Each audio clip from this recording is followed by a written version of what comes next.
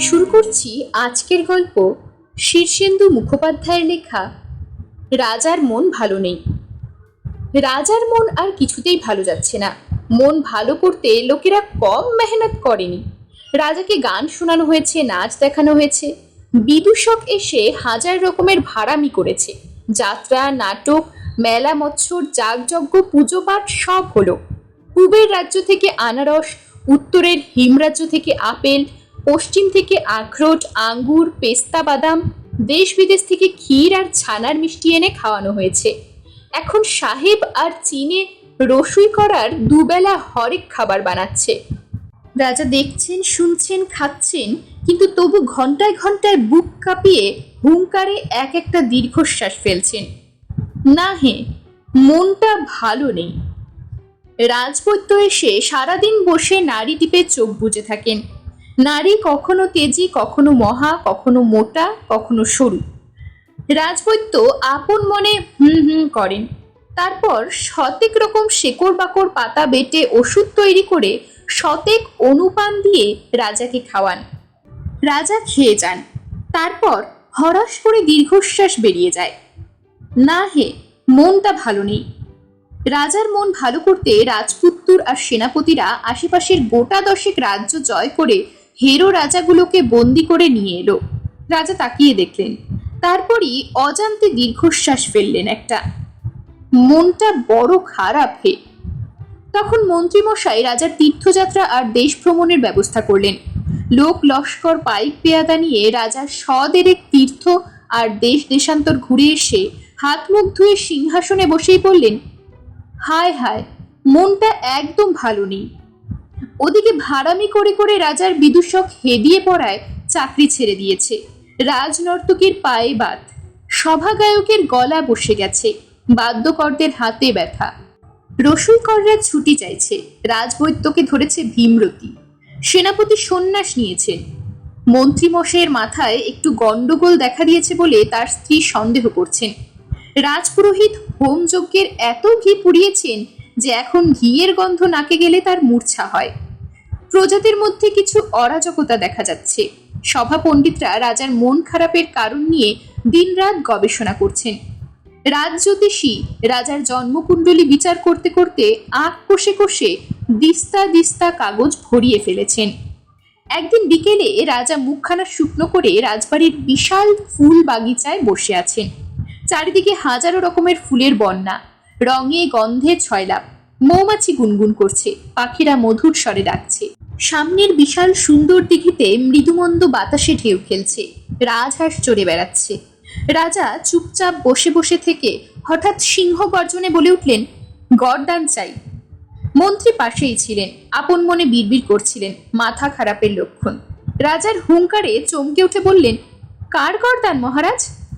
রাজা লজ্জা পেয়ে বলেন, দাঁড়াও, একটু ভেবে দেখি। হঠাৎ মনে হলো কার যেন গরদান নেওয়া দরকার। মন্ত্রী বললেন, ভাবুন মহারাজ, আর একটু কষে ভাবুন, মনে পড়লে গরদান এনে হাজির করব। বহুকালের মধ্যেও রাজা কিছুই মুখ ফুটে চাননি। হঠাৎ এই গরদান চাওয়ায় মন্ত্রীর আশা হলো, এবার রাজার মন মতো একটা গরদান দিলে বোধহয় মন ভালো হবে। রাজ্যে গরদান খুবই সহজলভ্য। পরদিন সকালে রাজসভায় কাজ শেষ হওয়ার পর রাজা মন্ত্রীকে ডেকে বললেন, না হে, গরদান নয়, গরদান চাই না। অন্য কি একটা যেন চেয়েছিলাম, এখন আর মনে পড়ছে না। বিকেলবেলা রাজা প্রাসাদের বিশাল ছাদে পায়চারি করছিলেন। সঙ্গে রাজকীয় কুকুর, তামুলদার, হুক্কাদার, মন্ত্রী।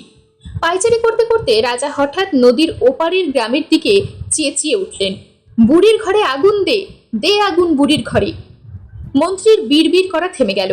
রাজার সম্মুখে দাঁড়িয়ে হাত জোড় করে বললেন, যে হুকুম মহারাজ, শুধু বুড়ির নামটা বলুন। রাজা অবাক হয়ে বললেন, কি বললাম বলো তো? আগে এই যে বুড়ির ঘরে আগুন দিতে বললেন। রাজা ঘাড় চুলকে বললেন, বলেছি নাকি? আচ্ছা, একটু ভেবে দেখি। সেই দিনই শেষ রাতে রাজা ঘুমের মধ্যে চেঁচিয়ে বললেন, বিছুটি লাগা, শিগগির বিছুটি লাগা। পরদিনই খবর রটে গেল রাজা বিছুটি লাগাতে বলেছেন। আতঙ্কে সবাই অস্থির। মন্ত্রী রাজার কানে কানে জিজ্ঞেস করলেন, মহারাজ, কাকে বিছুটি লাগাতে হবে তার নামটা একবার বলুন। বিছুটি আনতে পশ্চিমের পাহাড়ে লোক পাঠিয়েছি। বিছুটি? বলে রাজা অবাক হয়ে গালে হাত দিয়ে ভাবতে লাগলেন। পশ্চিমের পাহাড়ের গায়ে সূর্য ঢলে পড়ল। গরুর গাড়ি বোঝাই বিছুটি এনে রাজবাড়ির সামনের অঙ্গনে জমা করা হয়েছে। রাজার সেদিকে মন নেই। রাজা ঘরে বসে বয়স্কদের সঙ্গে ঘুটি সাজিয়ে দাবা খেলছেন। মুখ গম্ভীর, চোখে অন্যমনস্ক একটা ভাব। বয়স্করা ভয়ে ভয়ে ভুল চাল দিয়ে রাজাকে জিতাবার সুযোগ করে দিচ্ছেন, কিন্তু রাজা দিচ্ছেন আরো মারাত্মক ভুল চাল।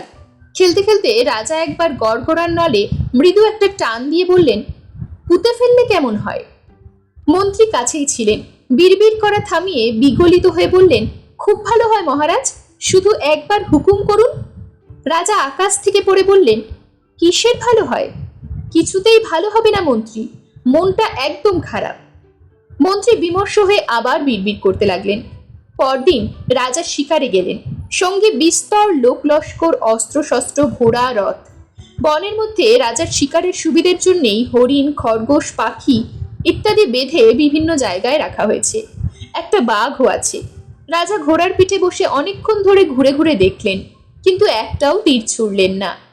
দুপুরে বনভোজনে বসে পোলাও দিয়ে মাংসের ঝোল মেখে খেতে খেতে বলে উঠলেন, বাপরে, ভীষণ ভূত। মন্ত্রীমশাই সঙ্গে সঙ্গে মাংসের হাত মাথায় মুছে উঠে পড়লেন। রাজামশাইয়ের সামনে এসে বললেন, তাই বলুন মহারাজ, ভূত? তারই বা ভাবনা কি? ভূতের রোজাকে ধরে আনাচ্ছি। রাজ্যে যত ভূত আছে ধরে ধরে সব শুলে দেওয়া হবে। রাজা হা করে রইলেন। বললেন, ভূত? না না, ভূত নয়। ভূতে হবে কি?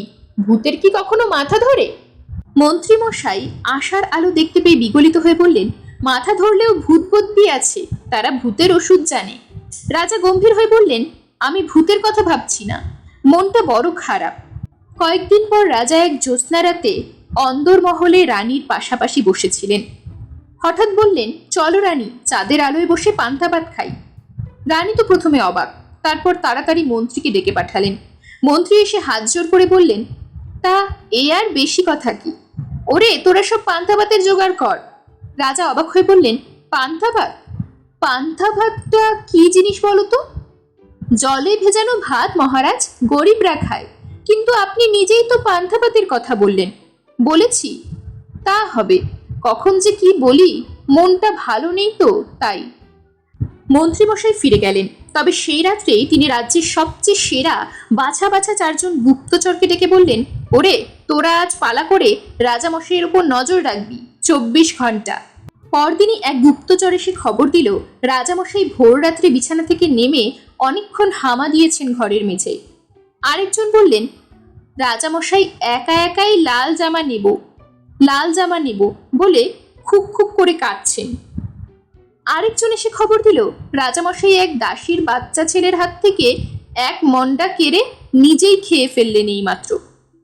চতুর্থ জন বলল, আমি অত শত জানি না, শুধু শুনলাম রাজামশাই খুব ঘন ঘন ঢেকুর তুলছেন আর বলছেন, সবই তো হলো, আর কেন?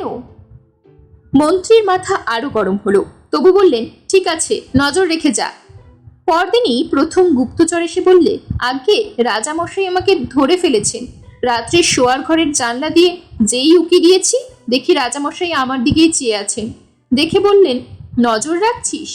রাখ বলে চোখ বুজে শুয়ে পড়লেন। দ্বিতীয় জন এসে বললে, আগে আমি ছিলাম রাজার খাটের তলায়।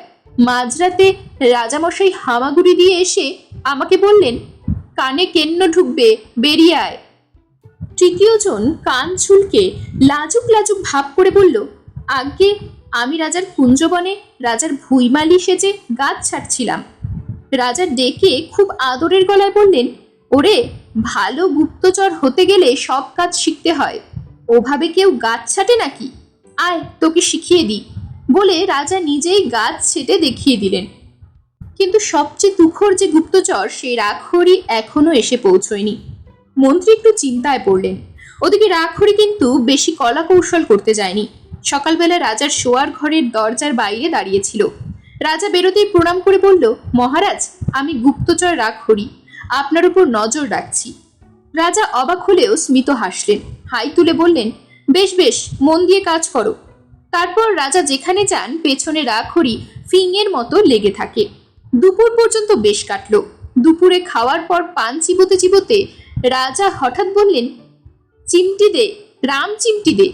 সঙ্গে সঙ্গে রাঘরি পেটে এক বিশাল চিমটি বসিয়ে দিল। রাজা আক করে উঠে বসলেন। করিস কি ওরে বাবা! রাঘরি বলল, বললেন যে। পেটে হাত বোলাতে বোলাতে রাজা কিন্তু হাসলেন। আবার দুপুর গড়িয়ে বিকেল হলো। রাজা বাগানে বেড়াতে বেড়াতে হঠাৎ বলে উঠলেন, ল্যাং মেরে ফেলে দে। বলতে না বলতেই রাঘরি ল্যাং মারল। রাজা চিটপটাং হয়ে পড়ে চোখ পিটপিট করতে লাগলেন। রাঘরি রাজার গায়ের ধুলো টুলো ঝেড়ে দাঁড় করিয়ে রাজার পায়ের ধুলো নিল।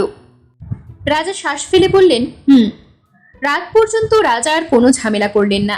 রাঘরি রাজার পিছু পিছু শোয়ার ঘরে ঢুকলো এবং রাজার সামনেই একটা আলমারির ধারে লুকিয়ে রইল। রাজা আর চোখে দেখে একটু হাসলেন, আপত্তি করলেন না। তবে শোয়ার কিছুক্ষণ পরেই রাজা হঠাৎ খুঁতখুত করে বলে উঠলেন, ঠান্ডা জলে চান করব, ঠান্ডা জলে। রাঘরি বিদ্যুৎ গতিতে রাজার ঘরের সোনার কলসের কেওড়া আর গোলাপের সুগন্ধ মেশানো জলটা সবটুকু রাজার গায়ে ঢেলে দিল। রাজা চমকে হেঁচে কেশে উঠে বসলেন, কিন্তু খুব অসন্তুষ্ট হয়েছেন বলে মনে হলো না। রাঘরির দিকে চেয়ে একটু হেসে বললেন, আচ্ছা শুগে যা। রাঘরি অবশ্য শুতে গেল না, পাহারায় রইল। সকালে উঠে রাজা হাই তুলে হঠাৎ বলে উঠলেন, দে, বুকে ছোড়া বসিয়ে দে। চোখেতে রাঘরি কোমরের ছোড়াখানা খুলে রাজার বুকে ধরল। ভ্যাবাচাকা খেয়ে রাজা বললেন, থাক থাক, ওতেই হবে, তোর কথা আমার মনে ছিল না। রাঘরি ছোড়াটা খাপে ভরতেই রাজা হো হো করে হাসতে লাগলেন। সে এমন হাসি যে রাজবাড়ির সব লোকজন ছুটে এলো।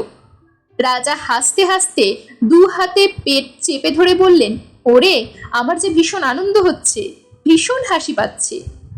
খবর পেয়ে মন্ত্রীও এসেছেন। রাজার বুকে পিঠে হাত বুলিয়ে বললেন, যাক বাবা, মন খারাপটা গেছে তাহলে। হাসতে হাসতে রাজা বিষম খেয়ে বললেন, ওহো হো, কি আনন্দ, কি আনন্দ। তারপর থেকে রাজার মন খারাপ কেটে গেল, কিন্তু নতুন একটা সমস্যা দেখা গেল আবার। কারণ নেই, কিছু নেই, রাজা সবসময় কেবল ফিক ফিক করে হেসে ফেলেছেন। খুব দুঃসংবাদ দিলেও হাসতে থাকেন। যুদ্ধে হার হয়েছে, ফিক ফিক করে হাসছেন। অমুক মারা গেছে, ফের ফিক ফিক করে হাসছেন। রাজ্যে দুর্ভিক্ষ দেখা দিয়েছে, দক্ষিণের প্রজারা বিদ্রোহ করেছে, ফের ফিক ফিক করে হাসেন। রাজার হাসি বন্ধ করবার জন্যে মন্ত্রীকে এখন আবার দ্বিগুণ ভাবতে হচ্ছে। এরকমই আরো সব গল্প পেতে চ্যানেলটিকে সাবস্ক্রাইব করে দেবেন। আর গল্পটি যদি ভালো লেগে থাকে তাহলে লাইক, শেয়ার আর কমেন্ট করে দেবেন।